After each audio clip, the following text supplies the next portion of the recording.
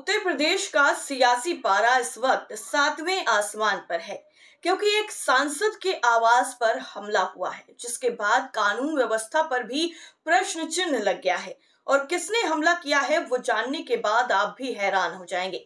तो चलिए बताते हैं कि आखिर ये पूरा मामला कैसे शुरू हुआ और नौबत कैसे हमले तक आ गई। नमस्कार, बहुत बहुत स्वागत है आपका मौलिक शक्ति न्यूज में और मैं हूं आपके साथ साइमा। दरअसल समाजवादी पार्टी के राज्यसभा सांसद रामजी लाल सुमन के आगरा में मौजूद उनके आवास पर करणी सेना ने बुधवार को हमला कर दिया। उन लोगों ने सांसद के घर के गेट को तोड़कर वहां खड़ी गाड़ियों और संपत्ति को नुकसान पहुंचाया। इतना ही नहीं, उन्होंने खिड़कियों और दरवाजों पर भी पथराव किया, जिससे घर को काफी ज्यादा नुकसान हुआ। वजह क्या है? यही कि समाजवादी पार्टी के सांसद रामजीलाल सुमन ने राणा सांगा पर वो टिप्पणी की थी, जिससे कुछ इतिहासकार भी सहमति रखते हैं। रामजीलाल सुमन ने आरोप लगाया था कि राणा सांगा ने लोधी राजाओं को हराने के लिए बाबर को भारत बुलाया था। इस टिप्पणी के बाद बड़ा विवाद खड़ा हो गया। रामजीलाल सुमन के बयान देते ही राजस्थान के कई नेता नाराज हो गए, सियासी चालें तेज हो गई। रामजी सुमन के बयान आने के बाद भाजपा नेताओं ने भी तरह तरह की टिप्पणियां की, जिससे रामजी सुमन के खिलाफ माहौल तैयार हुआ। राजपूतों का प्रतिनिधित्व करने वाली दक्षिणपंथी करणी सेना भाजपा नेताओं के इन बयानों के बाद भड़क गई। करणी सेना के लोग रामजीलाल सुमन के घर पहुंचकर हंगामा मचाने लगे। उन्होंने वहां काफी तोड़फोड़ भी की। स्थिति इतनी बिगड़ गई थी कि नियंत्रित करने के लिए पुलिस को लाठी चार्ज तक करना पड़ा। कई प्रदर्शनकारियों को भी हिरासत में लिया गया। इस दौरान पुलिस और प्रदर्शनकारियों के बीच में झड़पें भी हुई हैं, जिसमें कुछ पुलिसकर्मियों के घायल होने की भी खबर सामने आई है। बताया जा रहा है कि घटना के वक्त सांसद रामजीलाल सुमन दिल्ली में थे। इस हमले के बाद राजनीतिक माहौल भी गरमा गया है और इस मामले को लेकर पुलिस प्रशासन भी सख्त कार्रवाई की तैयारी में है। अब आपको चलिए बताते हैं कि आखिर रामजीलाल सुमन का बयान क्या था। दरअसल मीडिया रिपोर्ट्स के मुताबिक रामजीलाल सुमन बाबर पर हुए हंगामे के विषय में अपनी बातें रख रहे थे।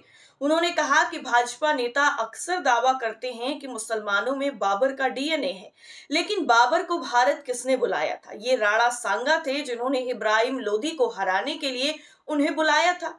उस तर्क से अगर मुसलमान बाबर के वंशज हैं, तो आप भी राणा सांगा एक गद्दार के वंशज हैं। अब चलिए बताते हैं कि आखिर क्यों रामजी सुमन ने राणा सांगा पर आरोप लगाया। इसे जानने के लिए इतिहास के पन्नों को पलटना जरूरी है। राणा सांगा या संग्राम सिंह प्रथम राजस्थान के सबसे प्रिय राजाओं में से एक माने जाते रहे हैं। कहा जाता है कि उन्होंने 1508 से 1528 तक मेवाड़ पर शासन किया।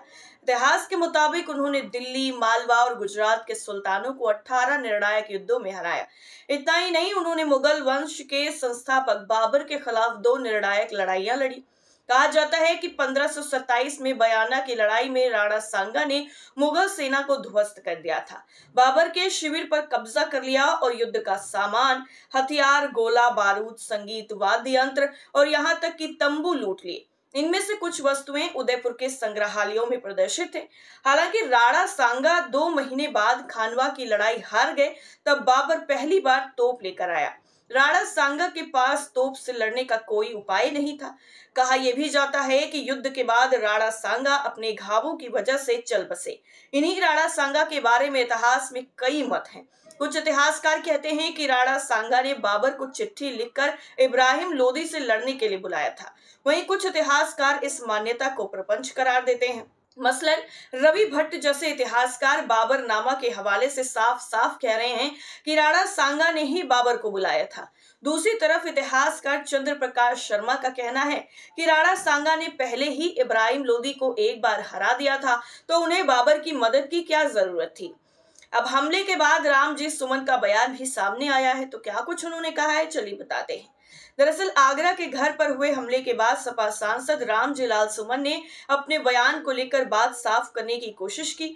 उन्होंने पत्र लिखकर यह स्पष्ट किया है कि उनका इरादा किसी की भावनाओं को आहत करने का नहीं था और अगर ऐसा हुआ है तो उन्हें इसका खेद है। अपने पत्र में उन्होंने ये भी कहा है कि वो सभी जातियों, वर्गों और संप्रदायों का सम्मान करते हैं और राजपूत समाज के गौरवशाली इतिहास को भी स्वीकार करते हैं। सुमन ने यह भी कहा है कि उनके राज्यसभा में दिए गए बयान का आशय ये था कि हमें इतिहास के पुराने विवादों को फिर से नहीं उभारना चाहिए, लेकिन उनके बयान की मूल भावना को छोड़कर उसे गलत तरीके से पेश किया गया और इस पर अनावश्यक विवाद खड़ा कर दिया गया। इतना ही नहीं, उन्होंने ये भी जोड़ा है कि उनका पूरा राजनीतिक जीवन समाजवादी मूल्यों के प्रति समर्पित रहा है। रामजी लाल सुमन के बयान के बाद ऐसा महसूस हो रहा है कि ये मामला अब शांत हो जाएगा। एक सवाल यहाँ ये भी उठता है कि क्या नेताओं को भी अपनी बात रखने की आजादी नहीं है? वो बोलेंगे तो उन पर यूं ही हमले होंगे। वैसे आजकल तो एक नया चलन सा बन गया है कि अगर किसी की बात आपको पसंद नहीं आ रही है तो उस पर भीड़ के साथ जाकर हमला कर दो, उसे जान से मारने की धमकियां देना शुरू कर दो। और यही आपने हाल ही में कॉमेडियन कुणाल कामरा के साथ होते हुए भी देखा है। और अब सपा नेता के साथ इस तरीके का हमला काफी ज्यादा निंदनीय है, जिसको लेकर जमकर राजनीति हो रही है। लेकिन जिस तरीके का ये अब चलन बन गया है हमला करने का, जान से मारने की धमकियां देने का, वो बेहद ही गंभीर है। इस पर कुछ न कुछ एक्शन लेने की बेहद ही जरूरत है। इस पूरी खबर पर आपकी राय क्या है, कमेंट करके जरूर बताइए। फिलहाल के लिए